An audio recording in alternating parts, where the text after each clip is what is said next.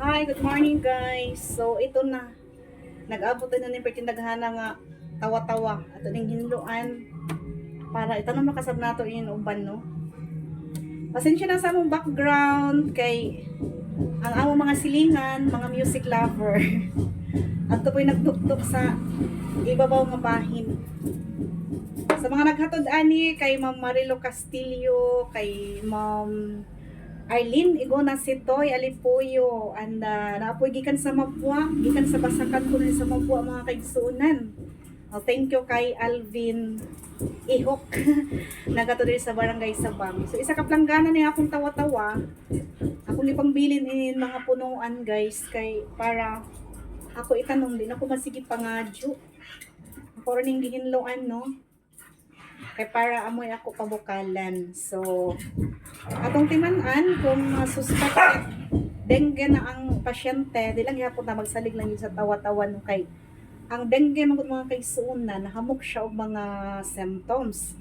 Kasagaran sa magdengue, unag yung findings dayon sa doktor, pinaagi sa urinalysis, UTI. Tapos after sa UTI, matingala na lang ka na ibalik na sa manghilanan, maulian mo balik na sad, sus kay nagdengue na di ay. Labi na karon no nga uso sa palibot inin mga grabe ka daghan ko man na mga lamok. So kung naay nagdengue, ato lang i-monitor ilang platelet, ilang white blood cells kay para malikayan pud ang sobra nga pag-ubos. Kay kung sobra na pud kaubos ang platelet sa usa ka pasyente, na lang siya sa 50,000 microliter per microliter, delikado na sab siya sa hemorrhage mga kaigsuonan. So dili maayo ang sobra kaubos na platelet. Isa maayo kung sobra kataas kini molapas na siya sa 450,000 per microliter. So ini tabang lang ni siya para sa mga pasyente. Pero take note sab na ako na istorya ng doktor na di lang kuno palabian sab kay basin hinuon maglibang-libang ang pasyente, lain sa na problema sa sakit sa tiyan.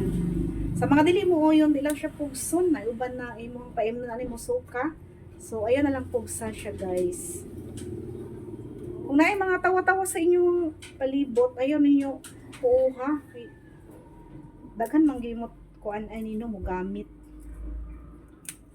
Bisang unsa ipainom ng mga liquid basta kuan lang para syempre maghilanat manggod para malikayan ang dehydration.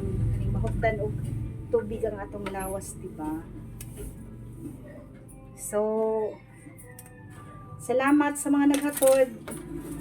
Isa ka planggana inya na ako. Tawa-tawa guys. Thank you so much. Babush!